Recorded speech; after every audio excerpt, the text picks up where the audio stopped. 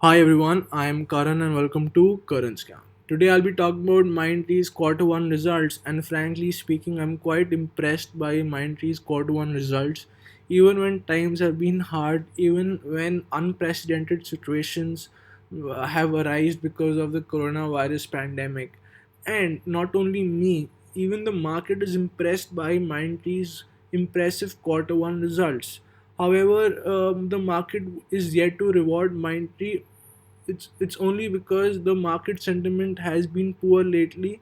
Mindtree hasn't been rewarded really well, but Mindtree would be rewarded in the current few trading sessions once market sentiment picks on. Now I'll talk about key performance highlights. Just so that you know, the Mindtree has had a healthy deal closure of $391 million in quarter one. It has improved its profit after tax. It has improved its operating profit. It has improved a lot of key ratios. I'll talk about these key ratios later. Now we look at Mindtree's quarter on quarter and year on year results first. Looking at quarter on quarter results, I see compared to the last quarter one of financial year 2021, I'm comparing this quarter to quarter four of financial year 2020. We see the revenue from operations has decreased by about 7%, whereas the net profit has increased by about 3.35%. This is attributed to a control in net expenses, which is a good sign. It shows that the management is willing to take extraordinary steps to control its unnecessary expenditure. It is willing to cut the unwanted fat, and this is a very good sign. It has decreased expenses by about 8%. uh, Earnings before interest, tax, depreciation, and amortization have been flat. So the operating profit is pretty much flat, but net profit is increasing, which is a good sign because net expenses are decreasing. So I'll give this to the management. It is because of management's ideals, it's because of management's decisions that have brought net expenses down, and it's a very good sign. L&T management is doing good to Mindtree. If I look at year on year results, this is what I want to show you. This is what you want to see, and this is what investors like. This is what investors love, in fact. We see the revenue from operations has only decreased by 4%. If I compare the results of June 2020 to the results of June 2019, I see revenue has only increased by 4%. However, net profit has increased by 130%, which is an eye opener to all investors. It is the turnaround done by L&T to to Mindtree and its operations. We see net expenses again have been controlled, excess fat has been trimmed, and earnings before interest, tax, depreciation, and amortization has doubled. So this is basically the operating profits. Operating profit has doubled. Now I'll talk about segment revenue. So we look at the revenue segment wise. We see travel and hospitality has taken a hit compared to last year.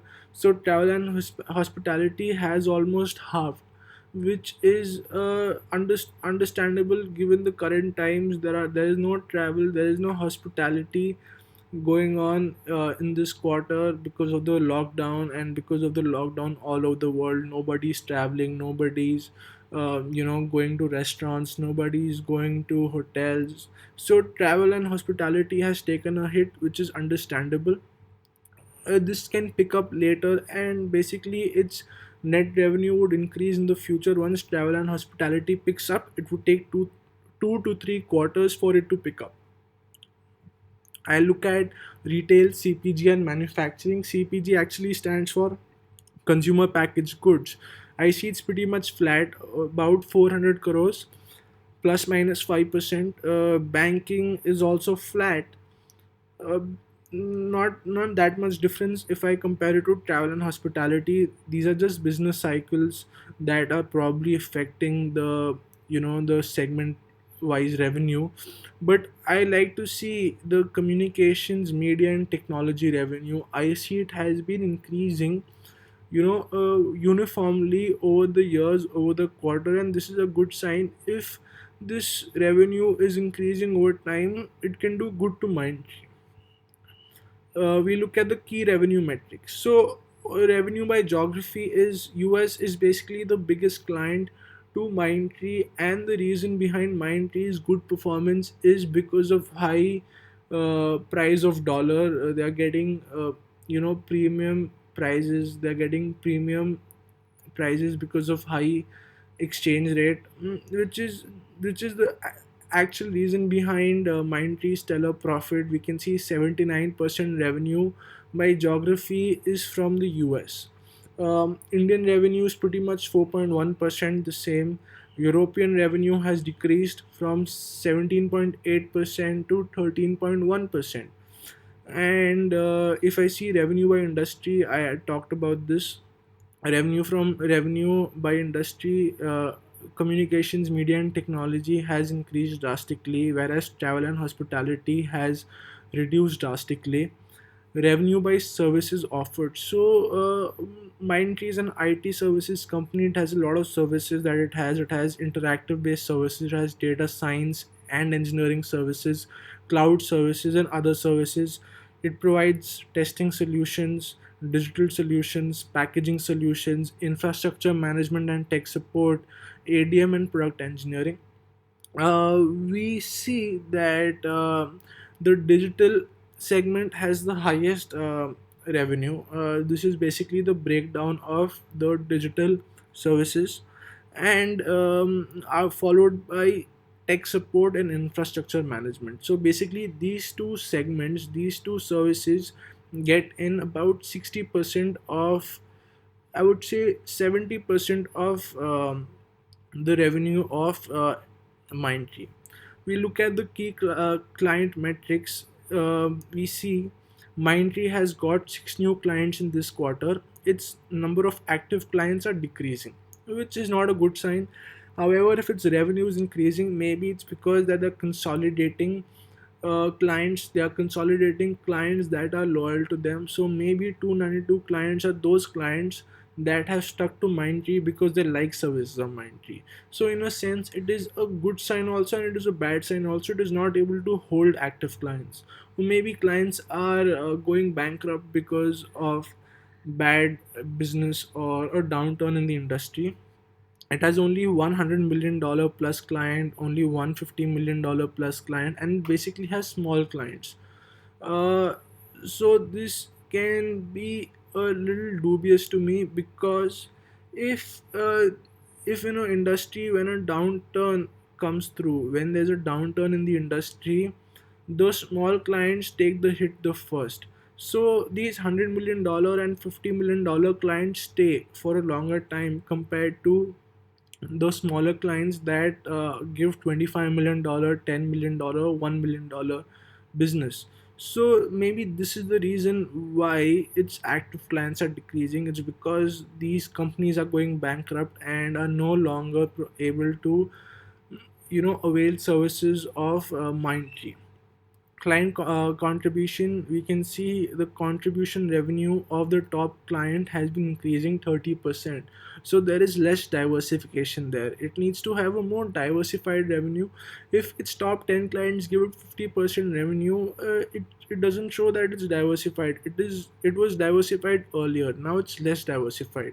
So this is again one of the troubles I feel Mindtree can face, because its top 10 clients give Mindtree 50% of its revenue, which should not be as such. There should be, more diversification.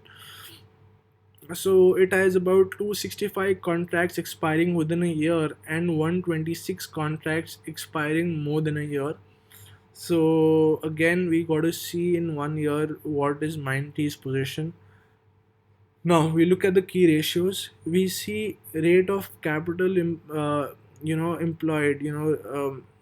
How much return they are getting on capital employed. We see the return on capital employed has gone to 31% compared to 15% last year. A very very very good sign. The DSO has increased by 1 day. So what is DSO? So DSO stands for days sales outstanding. So basically DSO is the number of days a company takes to collect payment after the sale is made. So a company should basically collect its receivables as soon as possible. It should collect its payment that is due to them as soon as possible. Well, because time is money, and the money can be utilized to quickly, you know can be utilized in the company itself to grow its business, or to be utilized in other orders or other segments, again to grow its business. Hence, it increasing one day is not a problem, but if it increases more, it can be a problem to Mindtree, because it is not able to utilize the cash it is supposed to receive. It is losing out the money it is supposed to receive by the time value principle. So guys, this is my take on Mindtree, and I hope you like my video. Yeah, the last suggestion I would give is Mindtree is a good company if you want exposure into a upcoming IT company. By upcoming, I mean a company that is not as big in size or as big in experience compared to TCS, Infosys, Wipro. Mindtree can be a good bet, and can mint fortunes if it is able to, if you are able to judge Mindtree well. So do your research before getting into Mindtree. My take is Mindtree is a good company. You can get some exposure in Mindtree to earn some money in this market. So guys, thank you very much. Have a nice day.